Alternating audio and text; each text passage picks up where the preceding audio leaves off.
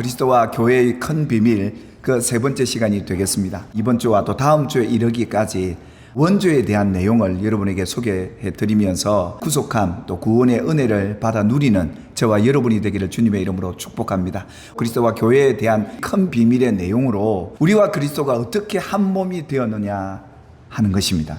이 내용을 여러분과 함께 살펴볼 텐데요. 성경의 모든 주제는 예수입니다. 그리고 그 예수가 교회, 우리 성도들을 얼마나 어떻게 사랑하는지 그 내용이 이 성경 전체의 내용이고, 에베소서의 큰 비밀 중에 주된 내용이 그리스도와 우리의 관계, 그리스도와 우리를 향해서 하나님이 하시고자 하는 메시지가 이 에베소서에 기록이 되어져 있습니다. 그래서 여러분 읽으셨던 이 5장, 6장이 마지막 이 에베소서의 결론 부분인데, 왜 이렇게 이것을 큰 비밀이라 했고, 남편과 아내의 관계, 부모와 자식 관계, 주인과 종의 관계를 이렇게 말씀을 했느냐 하면, 하나님의 전신갑주를 취하는, 마지막 때 어려움이 와도 믿음으로 일어설 수 있는 그 중요한 내용이 이 큰 비밀 속에 담겨 있기 때문에 여러분에게 계속해서 강조하고 말씀을 전하고 있는 것이죠. 여러분 6장 1절에도 보십시오. 자녀들아, 주 안에서 너희 부모에게 순종하라, 이것이 옳으니라 하면서 이 약속이 있는 첫 계명, 부모와 자식 관계가 과연 이게 부모와 자식에게 주는 도덕적인 내용만 있느냐? 아니라는 겁니다. 이어서 하는 말이지만 그리스도와 교회에 대한 얘기였습니다.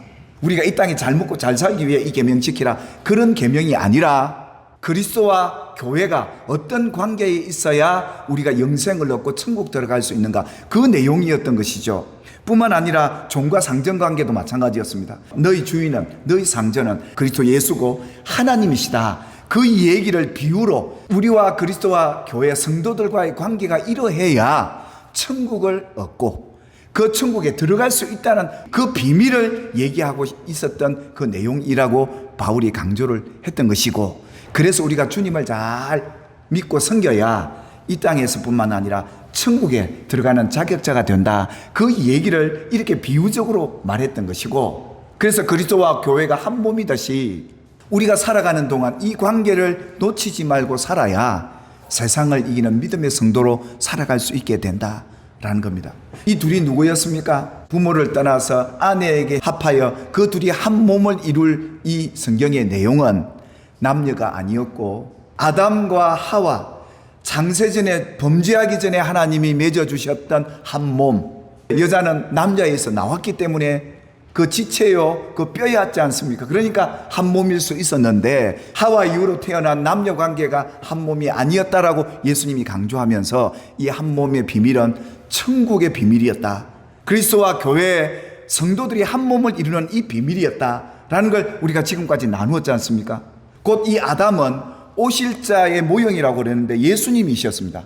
그러니까 이 아담을 통해 누굴 보여주기 위해 했느냐? 예수님을 보여주기 위한 그림자 같은 인물이 아담이었는데, 과연 아담이 예수님의 어떤 표상, 어떤 모형이었다는 것일까요? 하나님께서 에덴 동산에 아담을 만드시고 동산을 장설하시고 거기 중앙에 선악을 알게 하는 나무를 세워놓으시고 모든 과실은 다 따먹되 이 선악을 알게 하는 나무는, 열매는 따먹지 말라 하나님이 명하시면서 따먹으면 반드시 죽게 된다, 그렇게 명하셨습니다. 그런데 여러분, 이 선악과를 누가 먼저 따먹었습니까? 하와가 따먹었지 않습니까? 창세기 3장 6절에 보니까 여자가 그 나무를 본 적 먹음직도 보암직도 지혜롭게 할 만큼 참 탐스러웠던 것 같습니다. 뱀이 그렇게 꼬시니까 그렇게 좋아 보였겠죠. 그 여자가 열매를 따먹고 자기와 함께 있는 남편에게 주었다. 성경 분명히 그렇게 얘기를 합니다. 근데 이 원죄, 따먹고 죽어야 될 대상이 아담이었습니까? 하와였습니까? 죽어야 될 먼저 원죄의 대상은 아담이 아니라 누구였다는 겁니까? 하와였습니다. 그런데 성경은 온통 이 원죄의 대상이 아담이라 하고 있습니다. 이게 성경의 큰 비밀에 숨은 내용 열쇠였습니다. 여자가 뱀에게 말하지 않습니까? 동산나무의 열매를 우리가 먹을 수 있으나 동산의 중앙에 있는 그 나무의 열매만큼은 하나님이 따먹지 말라고 했다. 너희가 죽을까 하노라 라고, 그 여인도 이거 먹으면 죽는 줄 알았습니다. 그런데 뱀이 여자에게 이러지 않습니까? 결코 안 죽는다, 먹어봐라. 그러니까 먹고 나니까 눈이 밝아져서 그때부터 선과 악을 알게 되었던 것입니다. 그렇다면 하와 그 여자가 원죄인인데 왜 성경은 아담에게만 원죄인이라고 강조하고 있는 것일까요? 여자가 딱 따먹고 나니까 눈이 밝아졌어요. 선악을 알게 됐습니다. 그러면 남편에게 줘야 됩니까? 말아야 됩니까? 또 그 열매를 준다고 아담은 받아 먹습니다. 그 신부가 죄를 져서 자기가 따먹고 원죄인이 되었고 죽을 수밖에 없는데 아담이 몰랐겠습니까? 그런데 이 여인이 주는 그 열매를 아담이 받아 먹습니다. 그래서 죄인이 됩니다. 하나님은 죄에 대해서 반드시 심판하시는 분임을 몰랐겠습니까? 알면서도 이 아내 신부의 죄를 신랑 되는 이 아담이, 그래서 아담과 하와가 한 몸이라는 이것 열쇠가 아니면 이건 풀릴 수 없는 문제인 것이죠. 신랑 된 아담이 하나님이 나에게 아내를 주었지만 너같이 죄짓고 사는 여자 내 못되게 입고 살아 이렇게 했던 게 아니라 그 죄를 남자가 받아서 먹게 됩니다. 이걸 두고 디모데전서 2장 14절에 보니까 아담이 속은 것이 아니고 여자가 속아 죄에 빠졌다. 아담은 알면서도 선악을 알게 하는 나무의 이 열매를 받아 먹은 것은 이 여인의 죄를 자신이 대신 받는 머리로서의 모습, 이 아담을 통해서 보여준 건 뭡니까? 신부의 죄를 자신의 죄처럼 받았다는 겁니다. 그래서 자기가 원죄를 덮어 쓴 것이다. 아담과 하와 이 한 몸을 이룬 이 관계가 예수님과 교회, 예수님과 성도의 관계를 그대로 보여주는 큰 비밀의 열쇠가 바로 여기 있었던 겁니다. 그것이 우리에게 주어진 하나님의 사랑이었던 거 아니었겠습니까? 우리 죄가 예수님에게 전가되어서 십자가의 죽으심으로 인해서 우리 죄가 사했고 우리는 의인이 되었고 그 사랑이 그렇게 이루어졌던 얘기가 바로 오늘 창세기의 그 얘기였던 것이죠. 그래서 로마서에서도 한 사람으로 말미암아 죄가 세상에 들어왔다. 한 사람 누굽니까? 하와가 아니라 아담으로, 한 사람으로. 지금 성경은 그렇게 계속 얘기하고 있고요. 그런즉 이제는 나눌 수가 없는 것이다. 한 몸이다. 아담과 하와는. 비록 범죄했어도 이 여인은 어디에서 나왔습니까? 아담의 몸에서 나왔지 않습니까? 그래서 한 몸이다 그랬던 겁니다. 그래서 아담이 하와를 보는 때 뭐라고 얘기했습니까? 너는 내 뼈 중에 뼈요 내 살 중에 살이라.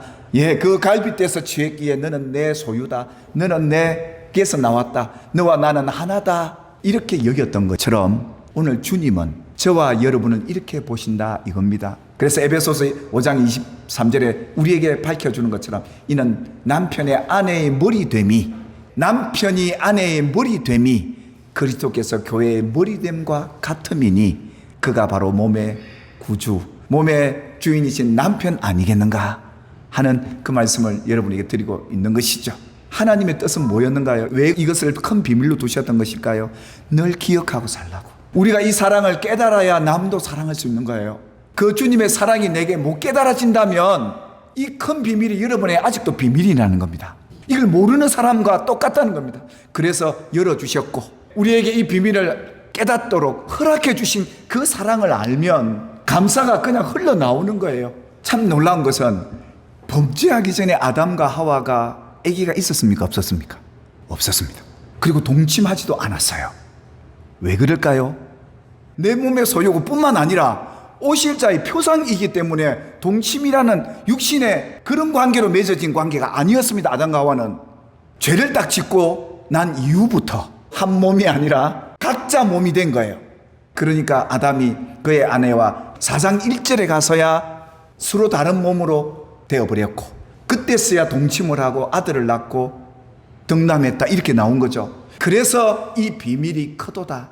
이 성경의 내용을 저와 여러분이 잘 깨달으셔서 아담이 오실 자의 표상으로 우리에게 베푼 그 사랑을 다시금 깨닫고 지체된 우리 서로 그리스도의 사랑으로 사랑하고 존정하고 살아감으로 이 비밀을 알고 누리는 저와 여러분이 되기를, 그래서 이 원죄를 대신 덮어 쓴 십자가의 이 사랑을 깨닫고 오늘부터 이 주님의 사랑이 모두에게 흘러가기를 주의 이름으로 축복합니다.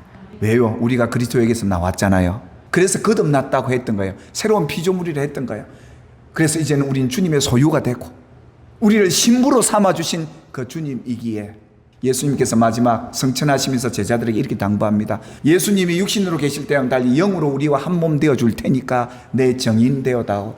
여기서 정인이라는 건 단순히 예수님 복음 전하라는 이런 의미도 되겠지만 그런 의미보다 오늘 예수님이 당부하셨던 이 정인은 어떤 정인입니까? 진리의 정인 아닙니까? 예수님이 우리와 한 몸이 되어서 주님이 우리 죄를 대신해서 죽어주신 그 신랑 대신 아담으로 오신 표상으로서의 이 삶을 나타내고 보여주라는 겁니다.